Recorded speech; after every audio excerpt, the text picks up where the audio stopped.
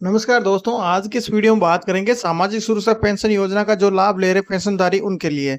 सरकार ने अब तैयारी कर ली है नाम हटाने के लिए, क्योंकि जिनकी 48,000 आय ज्यादा होगी उनकी पेंशन अब होगी बंद। कि हाल ही में सरकार ने जो एनएफएसए में गिव अभियान चलाया था उसमें 22 लाख से ज्यादा लोगों ने स्वच्छ से खाद्य सुरक्षा योजना में नाम हटवाया था। वैसी तैयारी अब सरकार सामाजिक सुरक्षा पेंशन में कर रही है। सामाजिक न्याय एवं अधिकारिता विभाग भी स्वच्छता से सामाजिक पेंशन सर्टिफिकेट कराने के लिए गिव अभियान शुरू करने जा रही है। घोषणा अक्टूबर में हो सकती है। यह अभियान भी फेज में ही चलेगा। एक अनुमान के तहत मुताबिक पहले फेज में 3 से 5 लाख पेंशन भोगियों की सामाजिक पेंशन सरेंडर हो सकती है। इसमें वर्धन एकल नारी विशेष योग्यता श्रेणी शामिल है। इसमें सालाना 500 से 600 करोड़ रुपए सरकार बचाना चाहती है। प्रदेश में वर्धन और एकल नारी पेंशन के लिए अधिकतम आय 48,000 रुपए, जबकि विशेष योग्यजन है उनकी अधिकतम आय सालाना 60,000 रुपए निर्धारित सरकार द्वारा की गई है। आंकड़ों के अनुसार प्रदेश में 5,66,000 से ज्यादा लोगों ने उम्र बढ़ाकर बुजुर्ग पेंशन उठाई। जो अभी हाल ही में वो फर्जीवाड़ा करके पेंशन उठा रहे थे उनको उनकी पेंशन रद्द कर दी गई है। आंकड़ों के अनुसार प्रदेश में 5,66,000 से ज्यादा लोगों ने उम्र बढ़ाकर पेंशन उठाई है। कुछ मामलों में मृत व्यक्ति के नाम पर खाते चलते रहे और वर्षों तक पेंशन की रकम उठाई जाती रही। फर्जीवाड़ा के 3,37,838 मामले खोजे जा चुके हैं। अभी सरकार ने खोजे हैं और उसकी पेंशन भी रद्द की है। इनमें से 318 करोड़ रुपए की रिकवरी की जानी, मतलब वापस रिकवरी की जाएगी। जिन्होंने पेंशन उठाई है उनसे वापस वसूली की जाएगी। सर्वाधिक चित्तौड़गढ़ जिले में मृत्यु के बाद पेंशन उठान और पुनर्विवाह के बाद भुगतान प्राप्त करने के 14,265 मामले। मतलब जिस औरत के पति की मृत्यु हो गई और उसने वापस पुनर्विवाह भी कर लिया, लेकिन उसने विधवा पेंशन योजना का लाभ उठाया, उनसे भी सरकार वसूली करने जा रही है। आप भी सामाजिक सुरक्षा पेंशन के पेंशनधारी हैं और आप जो सरकार की गाइडलाइन के अनुसार पात्रता नहीं रखते हो तो आपको भी अपनी पेंशन सरेंडर कर देनी चाहिए गिव अभियान के तहत, वरना आपसे भी वसूली की जाएगी।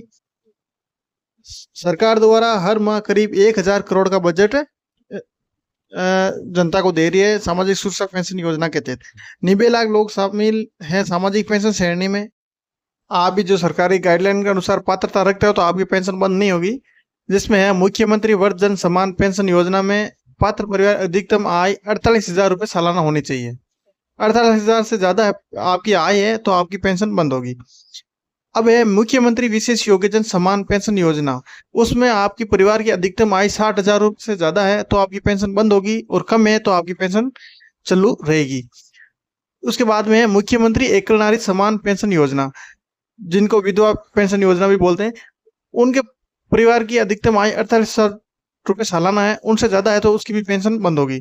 इन योजनाओं के अलावा केंद्र सूची के बीपीएल से जुड़ी योजना भी इसके दायरे में ही रहेगी। अब सबसे बड़ी बात तो यह है कि जो 48,000 बिजली बिल चुकाने वाले 3 लाख पेंशन धारक बने हैं, कहने का मतलब है कि जो 3 लाख पेंशन धारक हैं वो अपना सालाना बिजली का बिल जो 48,000 रुपए से ज्यादा पे करते, मतलब भुगतान करते हैं, उनकी भी पेंशन बंद होगी। जिन वर्जनों और एकल नारियों के घर का बिजली पानी वार्षिक बिल 48,000 रुपए से अधिक है, ऐसे लोगों की वर्जन पेंशन और एकल नारी पेंशन पर एक्शन होगा। सरकार मतलब इस पर ही एक्शन होगा और उनकी भी पेंशन बंद करेगी, क्योंकि उनकी जो वार्षिक आय है वो 48,000 रुपए से ज्यादा है।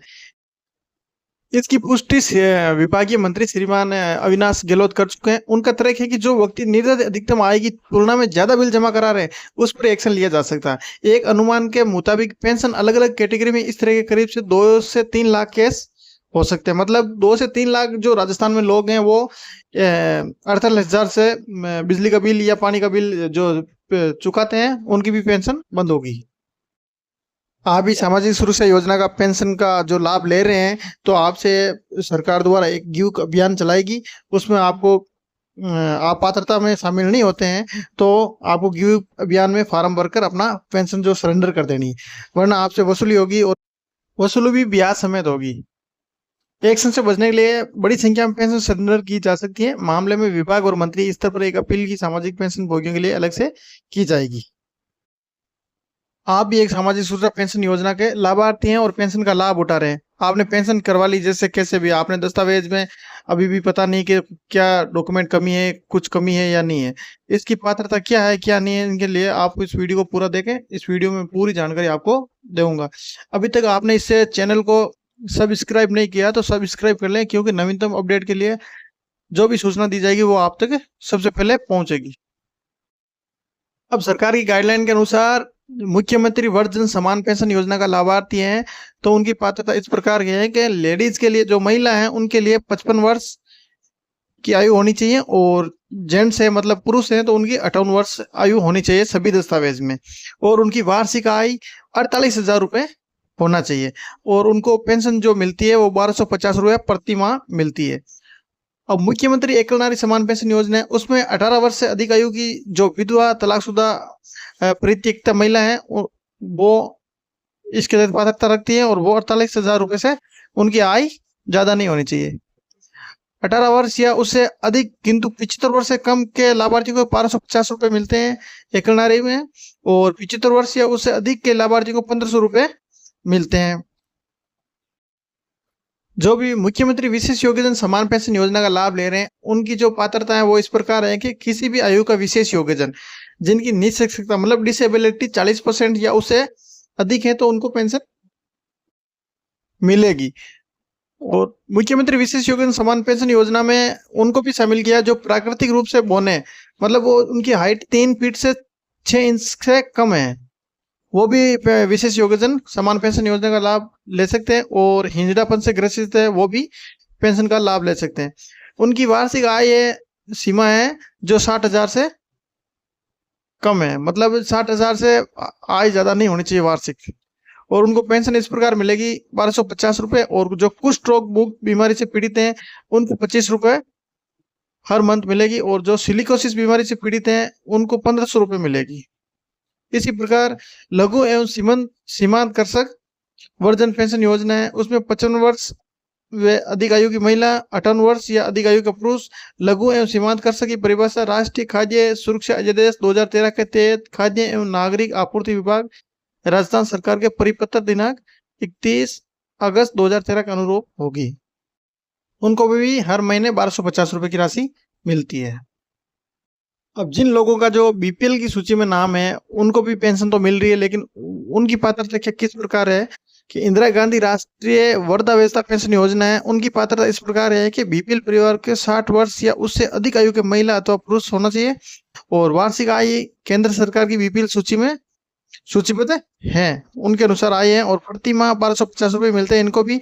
और इंदिरा गांधी राष्ट्रीय विधवा पेंशन योजना है, उसमें बीपीएल परिवार की 40 वर्ष या उससे अधिक आयु की विधवा महिला को पात्रता है, और केंद्र सरकार की बीपीएल सूची में सूचीबद्ध है। 40 वर्ष या उससे अधिक किंतु 75 वर्ष से कम के लाभार्थियों को 1250 रुपये, और 75 वर्ष या उससे अधिक के लाभार्थियों को 1500 रुपये मिलते हैं।